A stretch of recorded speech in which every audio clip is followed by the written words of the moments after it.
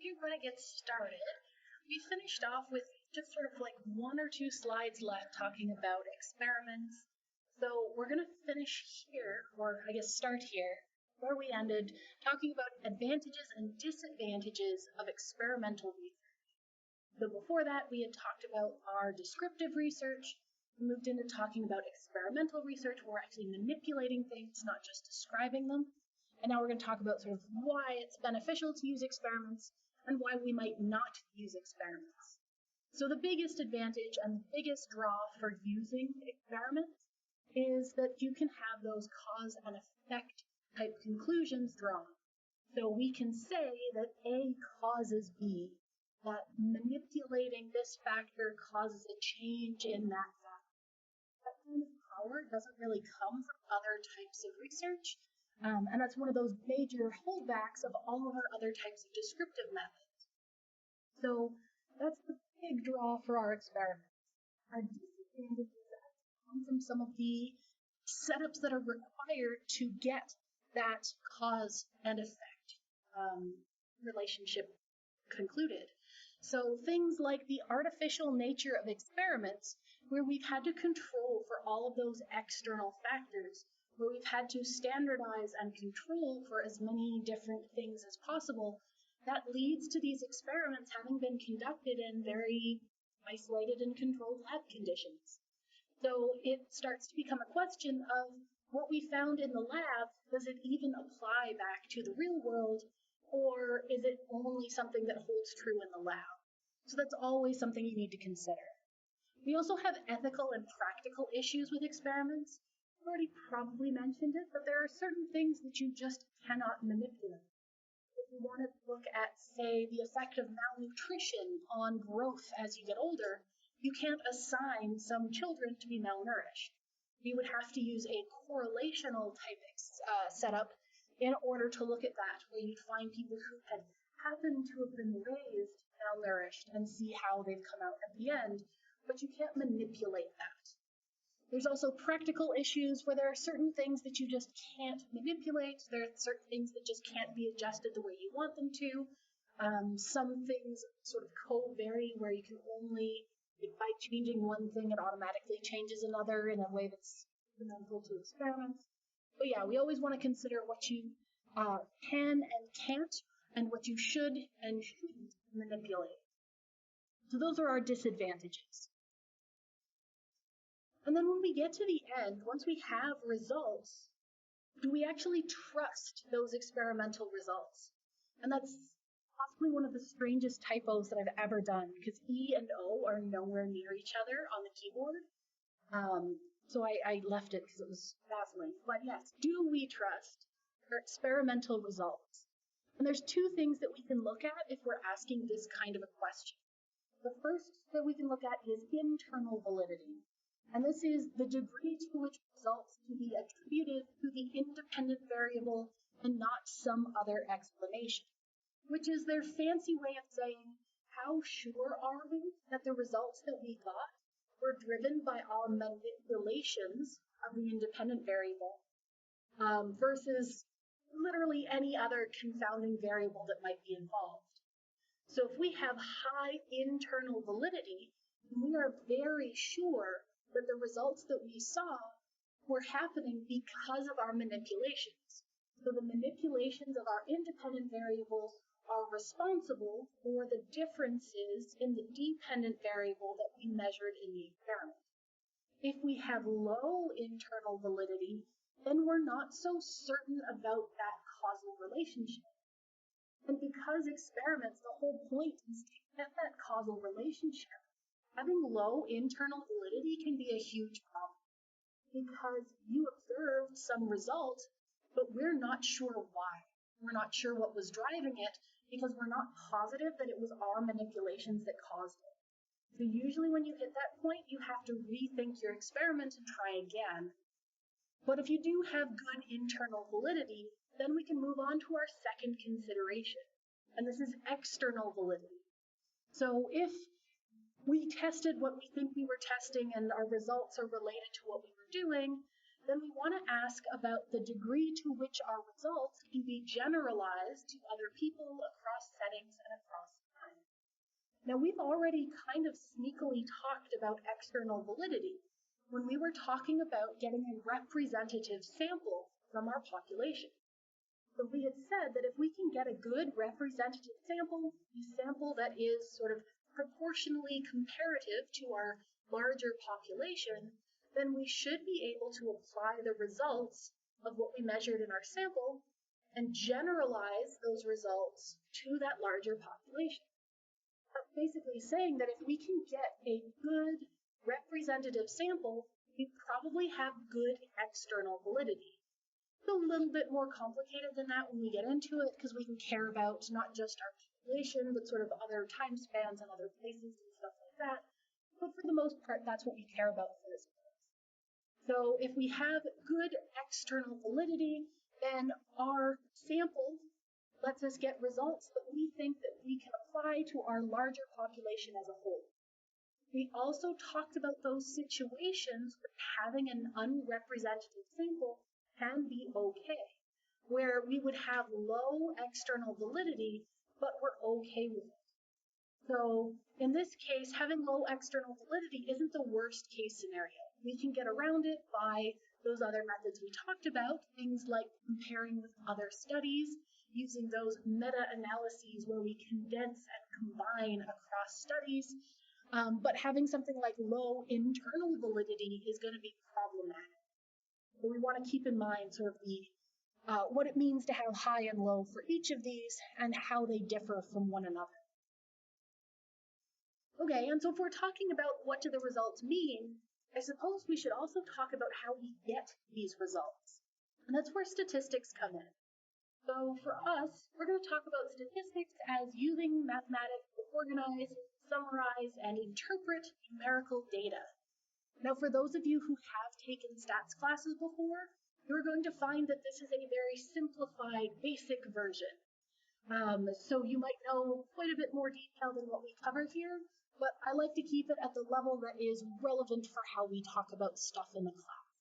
So if you know more than this, you can always zone out, at least for the next little while.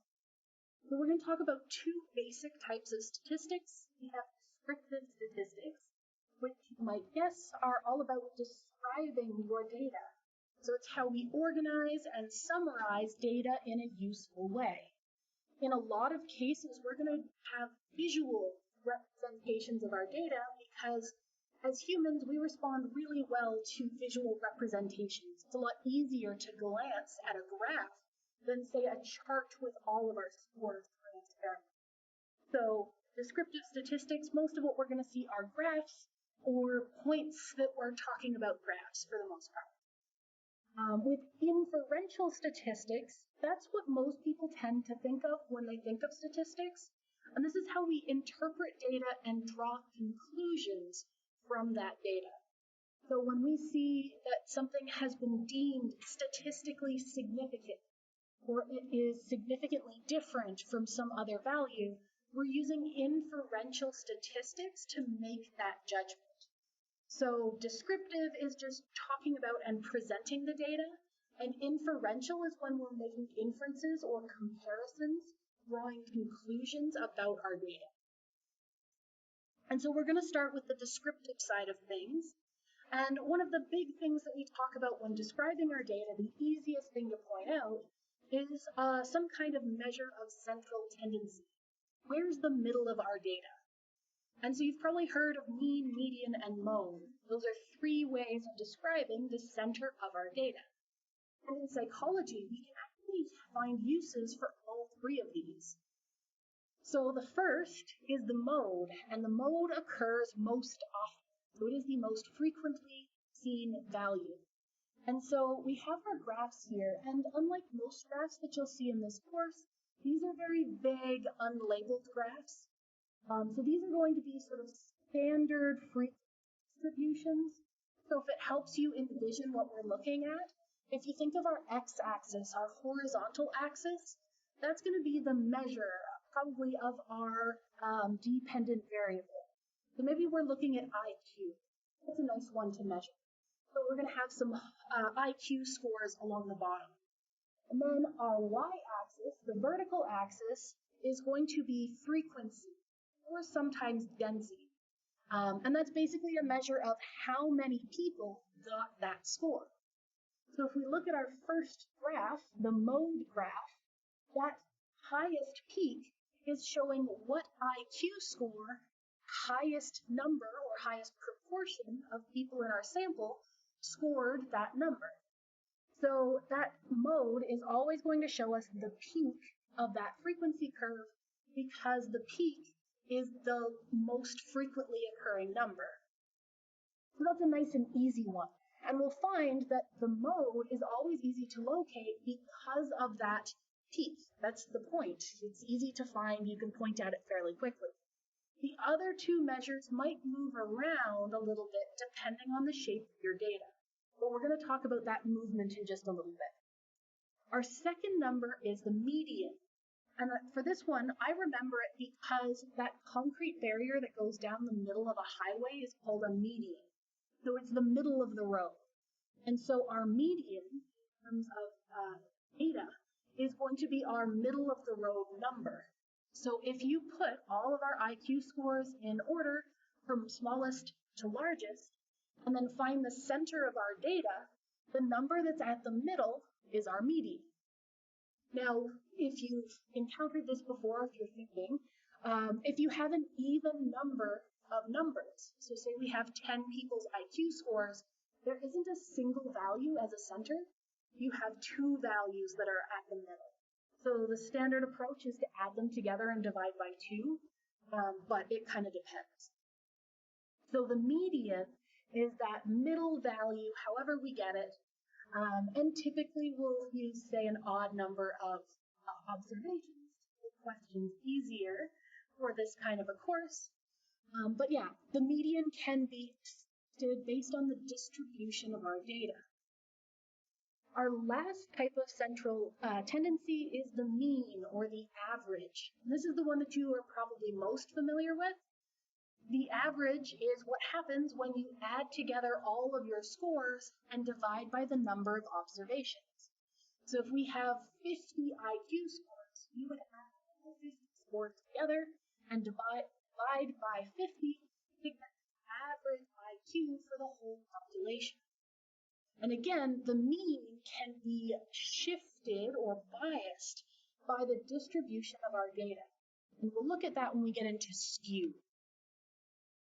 But the next thing about the shape of our data that we want to talk about is the variability, or how spread out is our data. What's the shape of our data? And there's a couple of different ways that we can talk about this. The first is the range, and this is what happens when you subtract the lowest value from your highest value. So if we have the lowest IQ score in our list is 80, and the highest in our list is 120, we subtract 80 from 120, and we end up with a range of 40 IQ points. So the difference between 80 and 120 is 40, so our data spans 40 IQ points. So if we had a larger range, then that means that there is a larger spread to our data. A smaller range means that our data is more compacted. So that's sort of a rough, what's the top and what's the bottom, how much of a spread do we get? The next thing we can look at are standard deviation and variance. And again, if you've taken a stats course, you know that these two things are closely related to one another, but they describe the same basic concept. So we kind of gloss over calculating it, and we talk about what it means. And so in this case, when we talk about deviation or variance, we're talking about how far each individual data point falls from the center of our data. So if we think of our data as maybe this idealistic situation where we have our mean in the middle and we have our data points are going to be somewhere above or below the average for our population. If our points are very spread out, if there's lots of variability in our data, then those points are going to be farther away from the middle, and we're going to have a higher deviation, a higher variance. Whereas if we have our data really close together, it's all compacted, it's all right near our average, then we're going to have less variability, less variance, less deviation. That's about the level that I talk about those. Again, if you've done a stats course, they talk about sort of specific numbers and what it means and how it relates to normally distributed data and all of that. But all we care about is it's indicating to us how spread out our data is or isn't. And as an example, we can actually look a little closer at this graph here. So we still have IQ across the bottom, and IQ is a really good thing to look at in terms of descriptive data because IQ has been standardized and specifically constructed so that every population should have an average IQ of about 100. That's how IQ tests are designed. So here we see that all of our groups have an average of 100, which we would expect with IQ. Conveniently, when you have symmetrical data like this, that center point at 100, I've been calling it an average, but when your data is symmetrical, the mean, median, and mode are all the same. So when your data is nice and symmetrical like this, as it gets closer to being normal, it's all going to line up. So you can talk about any of them interchangeably. But again, we'll come back to those in one more slide. But here, so our averages are the same between the two groups. We have IQ scores for a group of men and a group of women. They both have the same average, but the data is slightly different shape. Our purple curve, the outer curve, is for the men, and it's showing a little bit of a wider distribution. So what that means is that there's more variation in that data, there's more variability, and so we have a larger deviation from the middle. So things are more spread out, it's a wider curve, that's what we're seeing. In contrast, the women's curve, the orange one on the inside, is a little bit tighter together. Less variance, less deviation, lower variability. So that's what we're describing there. And you can have it very extreme. You can have a very narrow data set where there's very low variability. Everyone's very close to that average. Or you can have it really, really spread out, very, very flat. So there's lots of differences in between there, but most of the data that we like to look at is going to look something like this because this is pretty close to normal data. So for the purposes of this course, when we talk about normally distributed data, the part that we care about is that it's going to look kind of like this, sort of bell-shaped, and the important part is that it's symmetrical on both sides. Again, in a stats course, they will care about a specific amount of, like what the standard deviation is and all of that. There's a specific amount of curve that makes it normal. So for us, we mostly care about approximately normal or close enough. So it'll look like this. If we talk about data that is skewed or different from normal, we're usually going to make it very different from normal. So when we have a positive or negatively skewed set of data, it's going to look very different from our theoretical normal. And so as I mentioned, when we have things that are approaching normal, when your data is symmetrical, our mean, median, and mode are all right in the middle, all at the same point. So you don't really care which one you're referring to. The standard in those situations is you'll just present an average, and that's fine. However, as we get skews, the mean, median, and mode will differ dramatically in value. So first, let's talk about what that skewed graph is telling us. So if we're still looking at something where our x-axis is some kind of score, we'll stick with IQ because it's nice and easy to think about. And our y-axis is still a frequency or density or whatever, the number of people who got that score. Then when we're looking at that middle graph, that positively skewed graph, the mode is still the peak, the highest point. That's where the most people have that score. But what's happening there is there's a couple of extra scores that are really high. So someone has scored very, very high on an IQ test. So we could call that an outlier, a piece of data or an individual score that's a lot higher than everything else that we have. And so the line has had to stretch out in that positive direction to the right in order to include that extra data point. And so having a much higher score can actually influence some of our descriptions of the mean of our data, or the middle of our data, specifically the mean. If we're averaging together and dividing by the total number of observations, having one score that's a lot larger than all the others can actually drag our average, drag our mean in that positive direction. So having a very high score can have a strong influence on our mean, which is why it's sometimes still useful to report the mode to know where the peak of our data is, but the mean gives us an idea of how skewed our data might be. And the median, again, sits kind of middle in the road, affected by outliers, but not as extremely as the mean is. So the mode is going to be pretty much unaffected by outliers, the mean is very affected by outliers, and the median somewhere in the middle. And then if we look at our negatively skewed graph, the farthest one, it's the same basic thing, but in the opposite direction. So instead of having an outlier that's much larger than our data, we have one that's much smaller than our data. So even though it says negatively skewed, the numbers themselves don't have to be negative. It's just that it's pointing in that negative direction because they're smaller.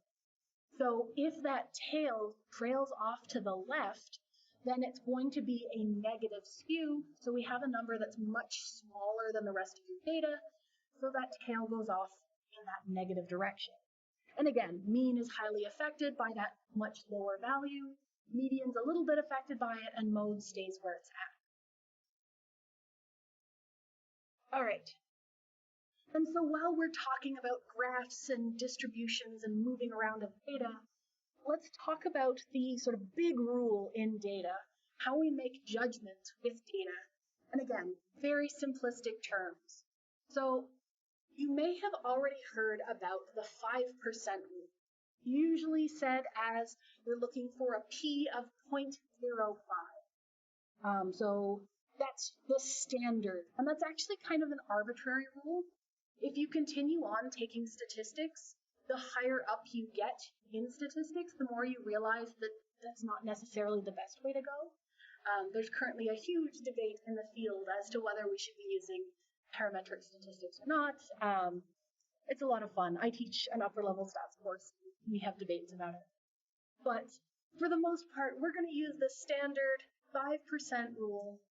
The plain English way of saying it is they've decided that if the probability of an event occurring is less than 5%, then we call that a rare event and we can deem its occurrence significant. So basically what they've decided is that if we assume that there's nothing going on, if everything else is equal, what are the odds of this particular thing happening? So if we flip a coin, you have 50-50 odds of it being heads or tails. So what if we calculate out a probability distribution of 100 coin tosses? So you should get somewhere that's 50-50. That would be our peak. That would be our average. And the more you get away from 50-50, the less likely it is for that thing to occur. So you can do the calculations in the background and you can say, okay, how likely are you, if we're relying on chance, if everything else is equal, how likely are you to get 95 heads and 5 tails? Pretty unlikely. If our odds of getting that is less than 5% and it happens, then we're saying that it's very unlikely that that happened due to chance. There must be something else going on. So in that situation, we would say that it's probably not due to chance, so our coin must be biased. Maybe it's heavier on one side than the other, and that's why we saw those results. We can also use this 5% rule when comparing differences between two groups. So again, it's what are the odds that the values that we measured in our experimental group, what's the odds of that same amount of values having been drawn from our standard of the control group? And again, if it's a low probability of it happening, then it's more significant. And if we can deem that it's very unlikely that it happened due to chance, we're then concluding that it's happened due to something else, either our experimental manipulation or some other external force, depending on our setup. And so a lot of statistics is deciding what you're comparing to and between, and like what is that neutral, what is that pure chance distribution that you're comparing against. So again, as I said, we don't go into the specifics of it, but that's the basic logic for how it works. So when we talk about a P of 0.05, we're saying that the probability of this event having happened due to pure chance and not the experiment is less than 5%. So we are fairly confident that it happened because of our manipulations or something external. And we can choose our p-values. We can choose to have a smaller, more strict p-value. You can use a p of 0.01, which is a 1% chance.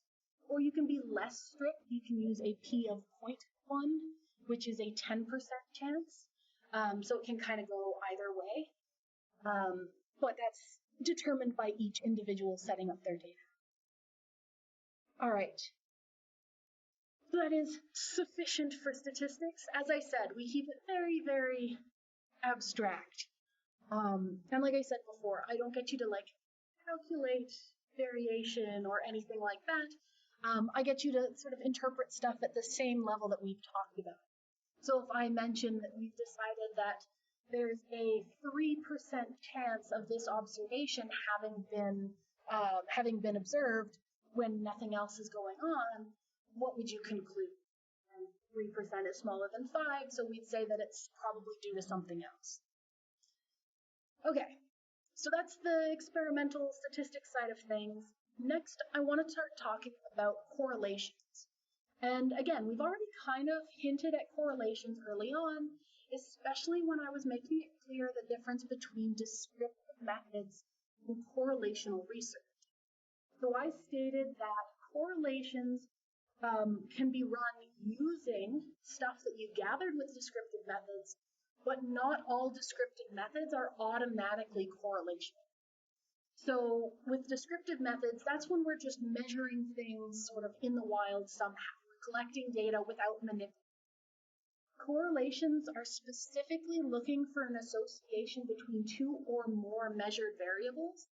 So we could obtain those measured variables through descriptive research methods, but until we actually run correlations, it's not a correlation, if that makes sense. So in these situations, we're trying to find if there's a relationship between two or more variables. For the purposes of this course, we're going to keep it to 2 variables because it can get very, very complex very quickly. So just keep in mind that you can have multidimensional correlations or multivariate correlations. We just don't go to that point. And another thing to keep in mind is that correlations are now looking at, again, drawing connections with our descriptive type research. We're not manipulating anything. So in these conclusions, we're not making causal claims. So correlation does not equal causation. We're saying that because we're looking at 2 measured variables, we're not manipulating anything, we can't be certain that there's a causal relationship there. All right, so when we start talking about correlation, we can describe it as both a direction and strength of a relationship between 2 variables. So unlike the other graphs that we've been looking at, where we were looking at sort of one score and then a frequency distribution of that score, now we're looking at 2 separate variables, 2 measured variables. So for our first example, on our x-axis, we have how much time students spend studying. On our y-axis, we have their grade in a class. So if we're looking for an association between how much they study and their grade in the class, what do we get? And so each data point is going to be an individual student's measurements of how much they studied and their grade in that class. And so all those blue dots are going to be different students in the class. and we draw in that green line as mutual lines estimate, where we try and find something that gives us a good idea of the relationship between all of those points. Again, a little bit beyond the scope, but they put that line basically in a place that has the least distance between all the points. They want to reduce that variability so they can calculate specifically the best place to put that line that is closest to as many dots as possible. Just in case you're curious, they're not arbitrary. And so because in this graph, as you study more, you also tend to have a higher grade, we can say that that is a positive correlation. As one increases, so too is the other. Now, because we can't be certain of directionality, we could also say that people who have higher grades are also more likely to study. We don't know that the studying is causing higher grades. We could assume, but that's not what this kind of an experiment does, or this kind of research does, because it's not an experiment. So in this case, we say that as one increases, so too does the other, and it's a positive correlation. And our dots are very close to our line, so we would say that this is a very strong correlation. Our middle graph is the same thing on our y-axis, where it's that grade or their performance in the class, but on the x-axis this time we have absenteeism, or how many classes they've missed. And so as they miss more classes, their grade is lower. Or those who have lower grades tend to miss more classes. So as one value increases, the other decreases. That is a negative correlation. And again, their line down the middle is fairly close to those dots. It's not as close as our first graph, so maybe it's not as strong of a correlation. But we do know that it's in the opposite direction, so it is negative. And then our last graph, we're looking again at studying and performance, but this time our dots are a lot more spread out. So we still have a positive relationship because we still have that positive line of one increasing, the other also increases. But because of that spread in our data, it's not as strong of a correlation.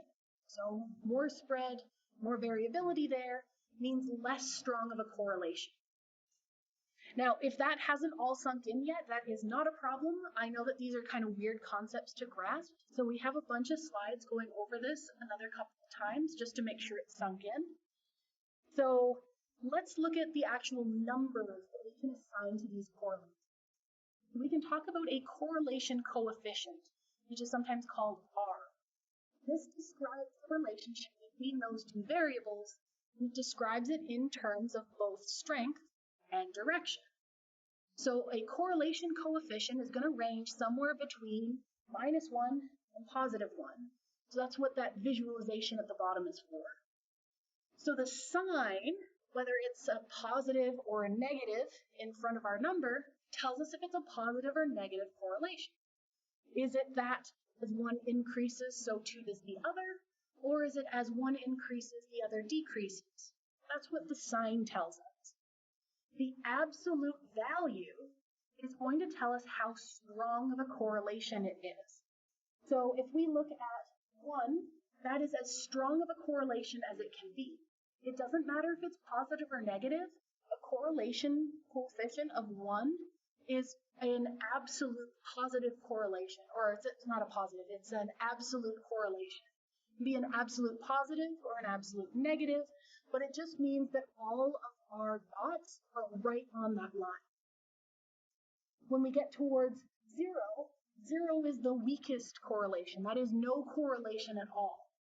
So strongest correlation, weakest middle, and then whether it's positive or negative doesn't matter when we're looking at strength. So the positive and negatives just tell us direction, and then we can ignore them. Then we care about magnitude. And like I said, I'm going to go through it a couple of times.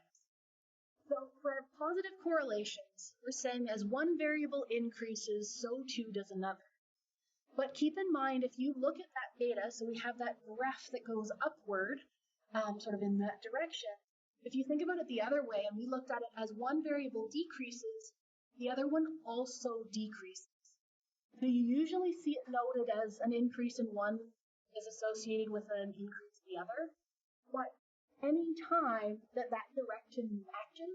So if we say an increase in one leads to an increase in the other, or a decrease in one leads to a decrease in the other, if they match and go in the same direction, it's a positive correlation.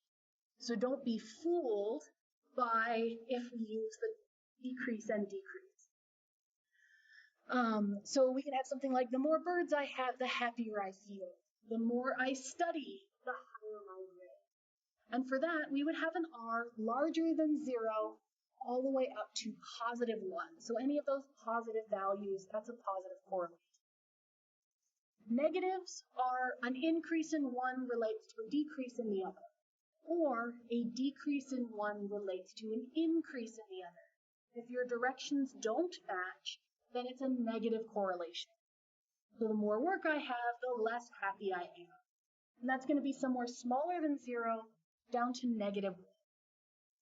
And then, like I said, we can have 0 correlations where there is no relationship, an R of 0, and we're saying that those two variables are not correlated with one another. There's no relationship there. And we can look at another set of dots to get this across. We start off with the first one is a positive correlation. They, again, use studying and grades. So as one increases, so too does the other. In the middle, we get to see our first 0 correlation.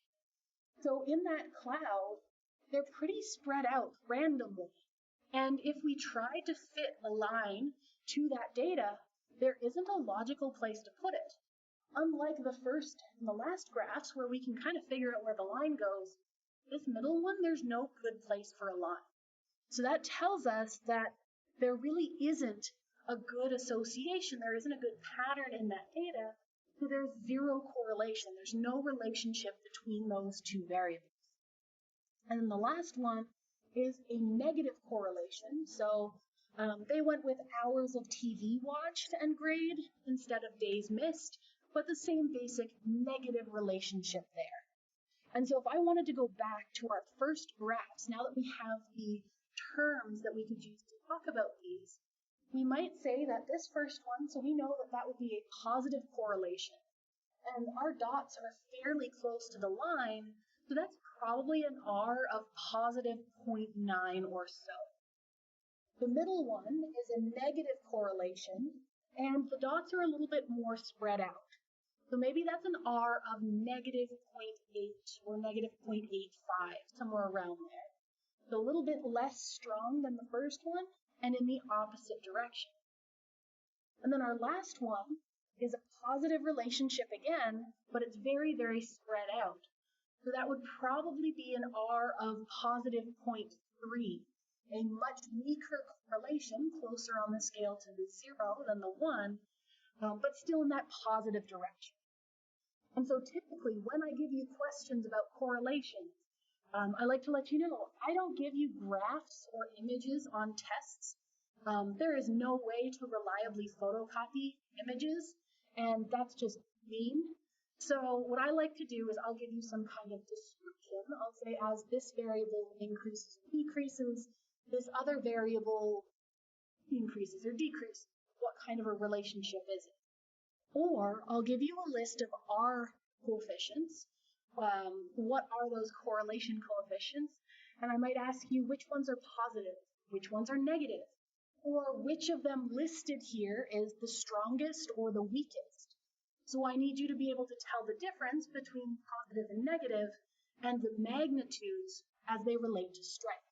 That is usually at least one question that you will see both on a midterm and again at the final exam. All right, so that is correlations. How do we look at them? What do they mean? But let's talk about how we use them. What are the advantages and disadvantages of correlations? So the first of our advantages is that it gives us an idea of the strength of relationships in existing variables. We can measure things and see if they're related and how strongly related they tend to be. So larger correlations tend to indicate a stronger relationship. We can also use that information that we've gathered to make predictions about how variables might perform in situations that we haven't measured yet. So if we have a really good sample for a particular time span, but we didn't start gathering data until fairly recently, so we don't have anything before X date.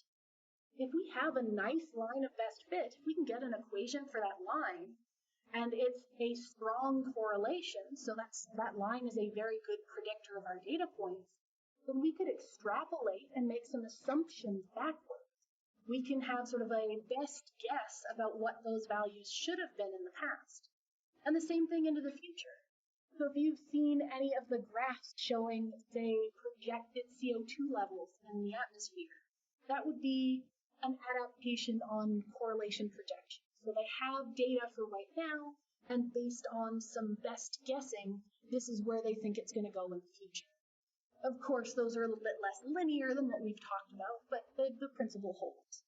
So correlations are really good for filling in gaps that we might not have, using our best guesses and the existing numbers that we have. And the last thing that they're good for is helping us to identify real-world associations. So if you're trying to study a particular disorder or anything really, but you have no idea what might be related to that disorder, you can't really start an experiment if you have nowhere to begin. So instead what you might do is have a database, have a bunch of people who do or don't have that particular disorder, and see if there are other things that you can measure that might correlate with your variable of interest. So maybe get age and sex and location and exposure to whatever chemical or hobbies or whatever, anything you can get your hands on. Run a whole bunch of correlations and see if any of them happen to correlate strongly with your thing of interest. A great way to at least point you in the right direction. And that's how a lot of early research, especially in, say, behavioral genetics, trying to figure out genes that might be related to different psychological disorders might have existed. They just sort of throw everything at the wall and see if they can find a correlation to move forward from there. So it can give you a place to start if you're going to do more detailed research in the future. And then, of course, our disadvantages. These are almost exclusively going to rotate around that idea of no ability to get a causal relationship. So we can't assume that it's a cause and effect relationship, even if we have two variables that are very strongly correlated. There might be something else going on. So the best example that I've seen of this is if you get a graph and it shows the number of ice cream cones consumed per capita on the y-axis, and it has the number of shark attacks per capita on the x-axis, there's actually a really strong correlation between those two values, like deceptively strong. And you would say, well, eating ice cream doesn't cause you to get attacked by sharks, but there might be a third variable that's driving both.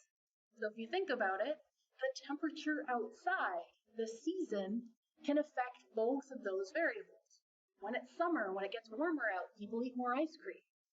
They are also more likely to be on a beach where they might be attacked by a shark. So those two variables correlate with one another, but there's definitely not a causal relationship there. So that's a pretty obvious example when you should be able to look at it and go, well, clearly ice cream isn't causing shark attacks, but it can happen sort of more deceptively in the background if you're not careful. So keep in mind that those relationships could be driven by a third unmeasured variable we're not considering. So we say that there's an association, but we can't be sure there's a cause. Another really neat example of this is actually looking at key graph intelligence. So if we take IQ scores and birth order. If we were looking at this and interpreting it as a causal relationship, we would say that children who are born later are less intelligent. But that's not the case. There must be something else going on. So if we think critically here, what if the researchers didn't control for the fact that those who are born earlier are older when you measure them? So maybe the firstborn is 18, the secondborn is 17. By the time you get down to the 9th, maybe they're only 8. They wouldn't score high on an IQ test, not because they're dumb, but because they're younger. There's a third variable that's actually driving this relationship, and if you don't keep those things in mind, graphs can be made to look like they're saying something when they really don't. And so we have another, just our little diagram on the side there is saying that you can have a third variable, they've called it Z there, that can be driving both X and Y, whatever you want to call X and Y. They might not be actually related to one another, whether it's sharks and ice cream or birth order and intelligence. There should be something else or could be something else that drives both of them, and there's no direct relationship between them. So that's some of the misleading things that we need to keep in mind in the back of our minds. Which leads us very nicely to our last slide for today, and this is things to keep in mind or things to watch out for when we're evaluating research. So this can be something to watch for when you're designing your own research or when you're reading someone else's research. And we've already talked about pretty much all of these topics, though we might not have named them clearly. So we're putting them all in one place to talk about them all at once. So the first is the idea of sampling bias. We spent quite a bit of time with this idea, where sometimes you can have a sample that isn't representative of your population. So that biased sample can influence the generalizability or the external validity of our experiment. So if we're not very careful in how we select our sample, we might not be able to sort of apply those concepts larger. And that's definitely something you want to be aware of, something you would like to think critically about when looking at a study. We also talked quite a bit about placebo effects, where individuals' expectations can influence their behavior. So we talked about how you can use a placebo so that those in the control group don't know that they're in the control group.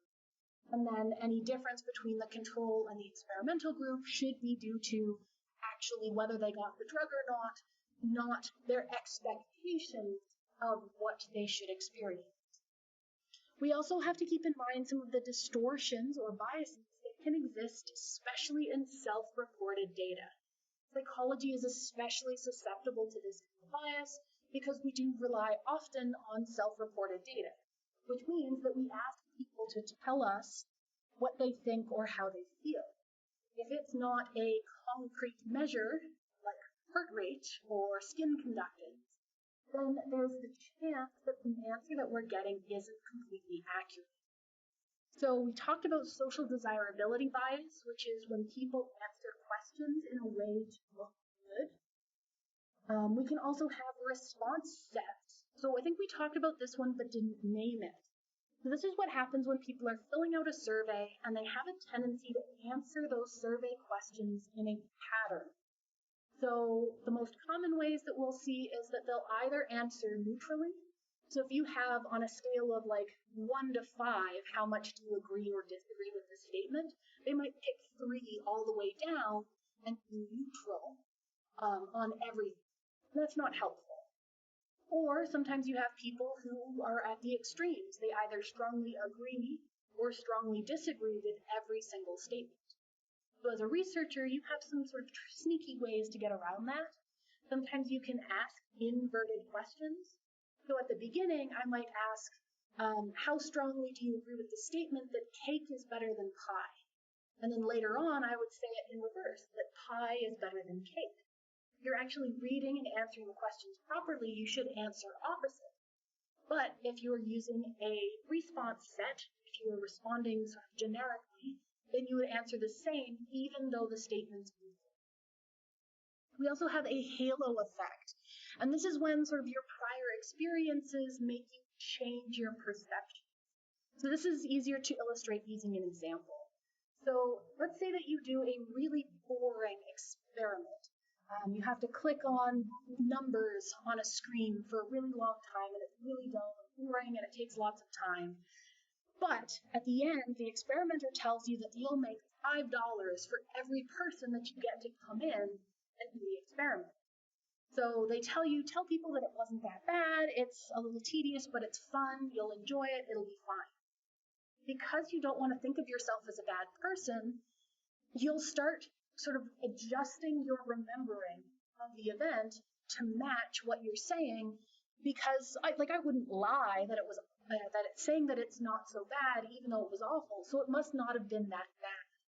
So that's that halo effect where you'll change sort of your ideas of it or your views of something because of your experience with it and how you want to interpret your own sort of goodness.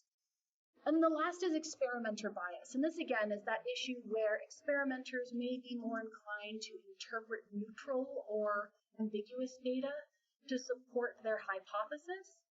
And we can solve this one and also our placebo effects using what's called the double-blind solution.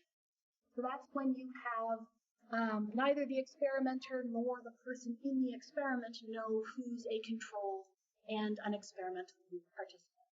So if the experimenter doesn't know, they can't be biased, and if the participants don't know, they can't be influenced by placebo effects. So that's usually a best practice.